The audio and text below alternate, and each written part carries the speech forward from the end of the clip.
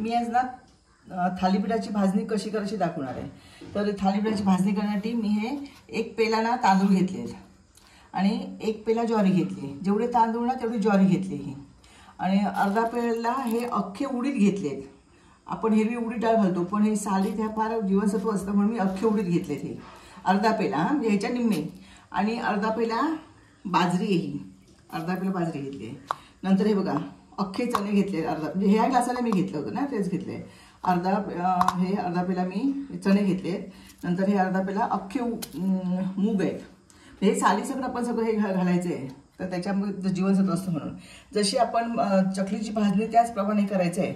आणि हे बघा हे धणे आहेत, हे धणे थोडेसे म्हणजे 2 चमचे, आणि 2 चमचे जिरं हे पण मी भाजणार आहे। समजा हे तुम्हाला नसेल भाजायचा तर ह्याची आपण ना थालीपीठ करतेवेळी धणापूड आणि जिरेपूड घालायची। जसं आपण तिखट घालणार आहोत, हळद घालणार आहोत, तसं मग घालायला चालतं। पण एवढं हे मी खमंग जरा भाजून घेणार आहे। तर मी भाजण्यासाठी ते गॅसवर तवा गरम ठेवला आहे, आणि पहिल्यांदा मी तांदूळ भाजून घेते। तांदूळ चांगले फुलून भाजायचे आहेत। मी हे तांदूळ ना रेशनिंगचे तांदूळ घेतले आहेत, आणि ते स्वच्छ धुतले, कारण ते बरेच दिवस माझ्याकडे होते ना, खूप जुने होते तांदूळ, म्हणून धुवून घेतले आहेत मी। तर हे तांदूळ धुतलेले चांगले असे फुलतात, ते चांगले तुम्हाला दाखवते नंतर। तर असे चांगले भाजून घ्यायचे, सगळं कडधान्य वगैरे आहे ना हे चांगलं खमंग भाजून घ्यायचं। आणि मग जरा जाडसर, जसं आपण चकलीचं कसं आणतो त्याच पद्धतीने घरघंटीवरनं दळून आणायचे। आणि मग थालीपीठ कसं करायचं ते तुम्हाला दाखवते। सुंदर लागतं, कारण आपण घरात जे करतो पीठ ना, चांगल्या प्रकारे आपण सगळं निवडून वगैरे घेऊन धान्य चांगलं खरपूस भाजून त्याच्यापासून आपण थालीपीठ बनवणार आहोत।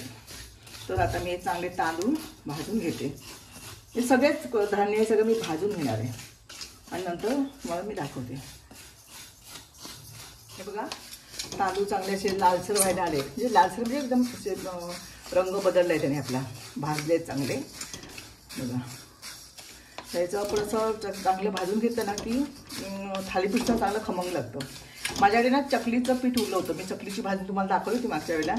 आता दिवाळीला केलं ना तेव्हा ते उरलं होतं, त्याची मी तशी थालीपीठं केलेली, इतकी सुंदर लागत होती ना, छानच। तर आपण हे करून ठेवू, पण जास्त दिवस आले की नंतर ही चव जाते, म्हणून आपण मी हे थोडंच करणार आहे आता। थोडंसं तुम्हाला दाखवते कशी भाजणी करायची। बघा चांगले ह्याचा कलर बदलला आहे तांदूळाचा, तांदूळ फुलले सुद्धा आहेत, त्यामुळे मी आता हे तांदूळ ओतून ठेवते। आता बघा 1 पेला ज्वारी आपण घेतली, ती ज्वारी स्वच्छ निवडून घेतलेली आहे, धुवायची नाही, स्वच्छ निवडून घेतलेली आहे। आणि ती पण त्या लहाया निघतात ज्वारीच्या, ह्या आपण चांगली खमंग भाजली की दाखवते। ही चांगली हळवळ द्यायची, आपण लागायला द्यायची नाही, काळी व्हायला द्यायची नाही कुठं जरासुद्धा।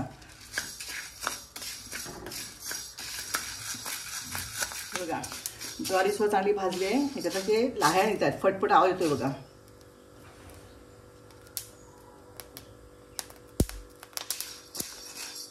हे बघा, तर अशा हे लाह्या निघतात ह्याच्या।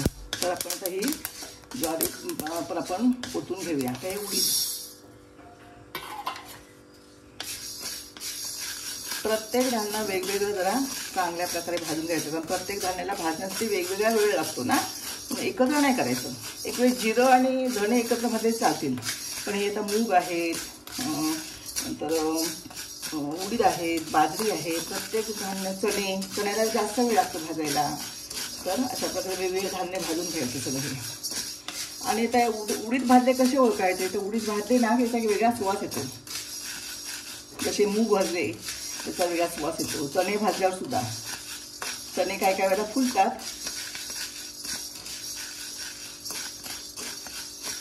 उडीद भाजायचा एक सुवास पण यायला, याचा आवाज बघा।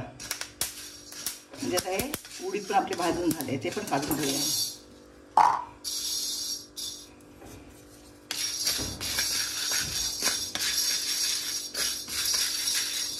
तर प्रत्येक हे भाजण्याचे 2-3 मिनिट लागतात, कारण तवा चांगला तापलेला आहे ना, तुम्ही कढईत पण भाजू शकता। बघा चणे पण चांगले भाजले आहेत, त्याचा आवाज होतो, फटफटाचा आवाज येतोय, आणि चणे फुलतात आहे बघा, ती सुंदर फुलले आहेत ते। आता हे चणे पण भाजलेले चणे काढून घेतो। बाजरी, यात गहू पण घालायचे, आपण माझ्याकडे गहू आणले नाही, तर नाही गहू आणले जास्त मी, तर गहू तुम्ही हवे तर तुम्ही घालू शकता। गहू नाही घातला तरी काय, पण गहू भाजून घातलेला वाटतं चांगलीच चव येईल त्याला, म्हणून माझ्याकडे नाही आहेत गहू आता। आणलेले. तर हे पण आपण बाजरी पण भाजून घ्यायची. बघा लगेच बाजरीला आवाज यायला फटफटचा. आणि माझे मूग आहेत ना, हे बघा मी ऑलरेडी भाजले होते मूग लाडवासाठी, त्यातलेच मूग घेते मी. तर हे त्याच्यात गरम करून घेते. बघा बाजरीचा आवाज येतोच आहे चांगला. झाली जास्त भाजत नाही ती काळी. बघा 2 चमचे मी धणे घेतले. एक आपल्याला जास्त नाही भाजायचे, थोडे तव्यावर गरम केले जातील. आणि बघा 2 चमचे जिरं हे आपण भाजून घ्यायचे. हे धणे जिरे पूड आपण घातली तरी सुद्धा चालेल. आता हे आहेत मॅडम, मी ते भाजून घेतले जरा. आता तवा गरमच आहे, जास्त नाही मी भाजणार आहे. तर गॅस बंद करते. या गरम तव्यावर ते चांगले भाजले जातील.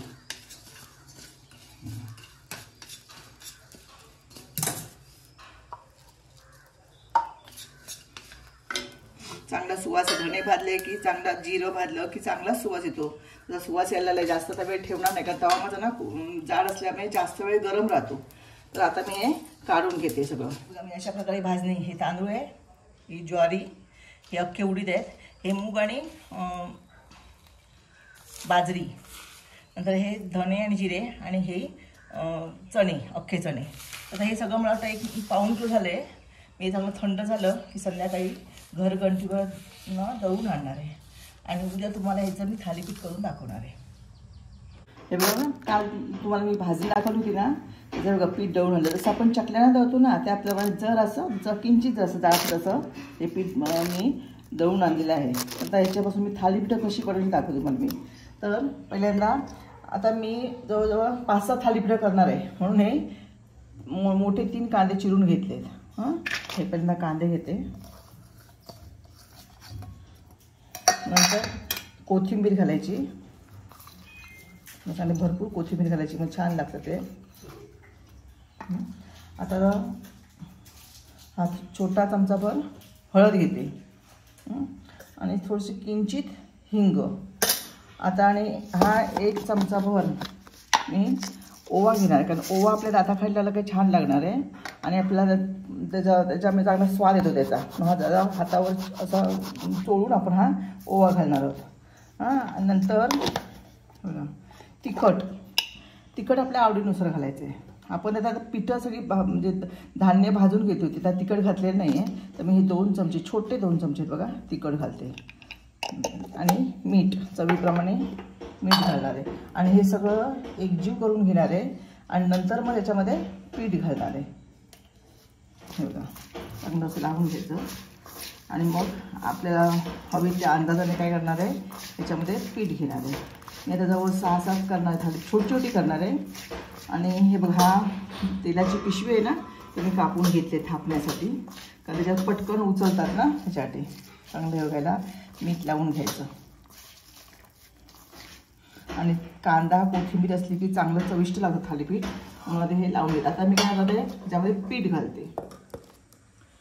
आपल्याला हवी त्या अंदाजाने पीठ घालायचं, जसं आपण चपात्यांचं कसं करतो तसंच.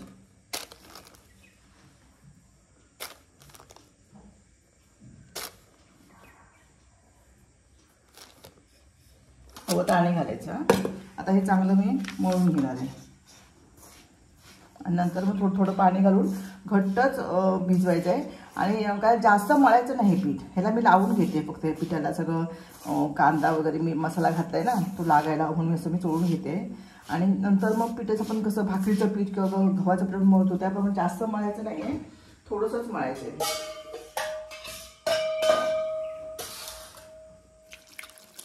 बघा पीठ भिजवताना इतका सुंदर तिचा सुवास येतोय ना, कारण भाजणी आपण खमंग भाजलेली, तुम्हाला दाखवली ती भाजणी कशी भाजायची ती, आणि त्याप्रमाणे भाजली ना तर सुंदरच मी छान पीठ मळताना सुवास येतोय चांगला.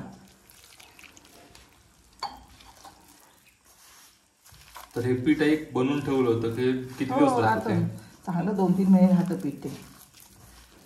म्हणजे सकाळसाठी अगदी झटपट नाश्ता किंवा संध्याकाळी मुलांना हवं असेल काय खायला चटपटीत, आपण बाकी काय करतो रोज तेच खाऊन कंटाळा आला तर आपण हे भाजून देऊ म्हणू शकतो ना.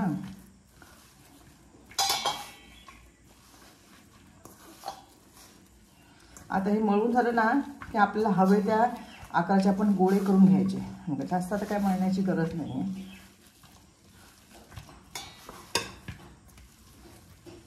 हे बघा मी 2 चमचे तिळ्या घेतले आहेत. या तिळ्या पण घालणार आहे. तिळ्या पण छान लागतात बघा भाजल्यानंतर. म्हणून या 2 चमचे मी तिळ्या घेतले आहेत. तर लावून सगळ्या पिठाला त्या लावून घेऊया आपण.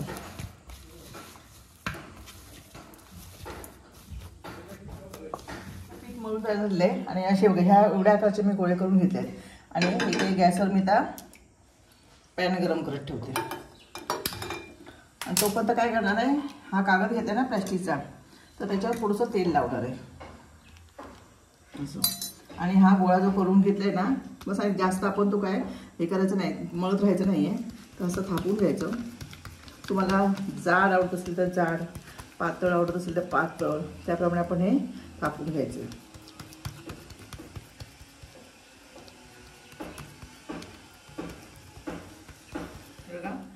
पॅन तापलंय, थोडंसं मी त्याला तेल लावून घेते. आता गॅस फुल होतं ना, जर आम्ही गॅस कमी करणार कर पेटवून. आणि हे बघा याला मध्ये असं होल केलं आहे आणि इथे असं 4 बाजूना 4 होल करणार आहे.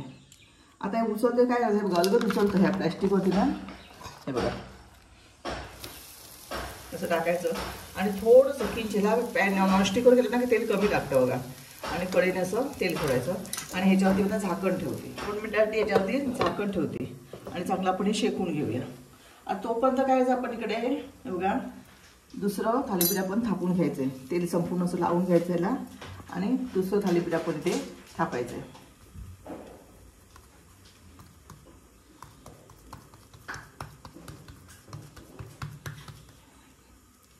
आता याच्यामध्ये आपण धणे आणि जिरे आपण भाजूनच घातले होते ना, त्यामुळे ती काय पावडर घालण्याची गरज नाही. नसेल तुम्ही भाजणीत घातलं नसेल ना तर मग वरून घालायचं. आपण पीठ मळतो ना तेव्हा धण्याची पावडर, जिऱ्याची पावडर टाकायची. बघा याच्यामध्ये मग तिळ्या पण दिसत आहेत मध्ये मध्ये, त्यामुळे तर चांगली चव येते त्याला. म्हणजे चांगलं खरपूस भाजायचं आणि गरम गरम खायचं, मग असं छान लागतं. तर आपण 2 मिनिटं हे भाजेपर्यंत 2 मिनिटं झालेली आहेत बघा. आता आपण हे परतून घेऊया.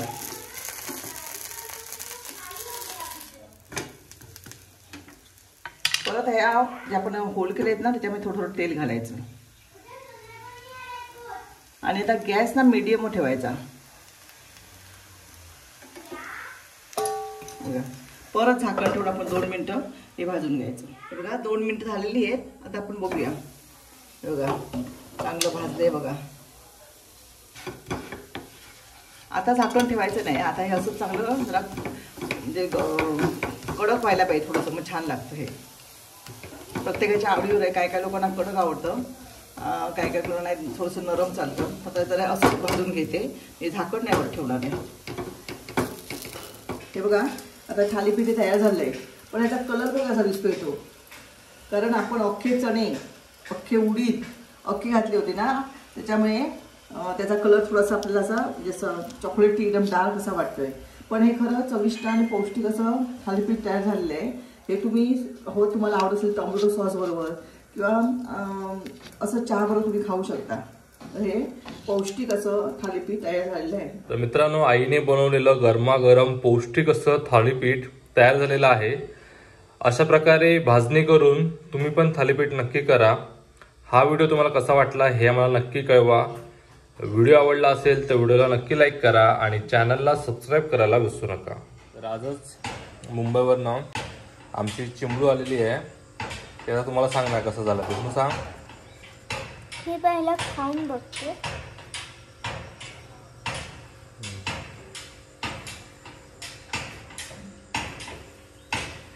मस्त आहे. आवडलं तुला? हो, तुम्ही पण हे करून बघा.